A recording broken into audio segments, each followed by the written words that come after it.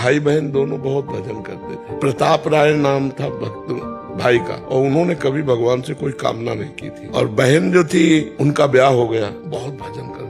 अब ब्याह के कुछ ही दिन बाद पति बीमार होने लगा और ऐसी बीमार की स्थिति आई कि वो मरणासन में पहुंच गए। तब उनकी बहन भाई के पास आई। वो जानती थी कि हमारे भैया का भजन बहुत जोरदार है। उन्होंने कहा, भैया आज तक हमने आपसे कुछ नहीं मांगा और शायद आपने भी भगवान से कुछ नहीं मांगा है। आज भगवान से मांग लीजिए कि मेरे पति का जीवन बच जाए, क्योंकि अभी ब्याह हुआ है और पति चला गया तो मतलब जीवन ही चला गया। तो उनका, बहन मैंने भगवान से कभी कुछ मांगा नहीं, मांगना भी नहीं चाहता, पर तुम हमको दबाव डाल रही हो, चलो तुम्हारे पति के पास चलते हैं और वहीं भगवान से हम प्रार्थना करेंगे। गए तो मरणासन स्थिति में पड़े। बड़े ध्यान से सुनो ना, वो गए और अपने बहनोई का सर गोद में रखा, ऐसे ऐसे भगवान से एकाग्र हुए कि हे भगवान, मेरी बहन का सुहाग सुरक्षित कर दो। और बहन चरणों के पास बैठी अपने पति के, और वो अपने जीजा का गोद लेकर, गोद में से सर लेकर, इतने में दोनों को तंद्रा आ गई। तो देखा कि जो बहन है, बहन ने देखा कि उसका पति भगवान के पार्षदों से कह रहा कि ले चलो मुझे। तो बोले, हम नहीं ले जाएंगे, तुम्हारे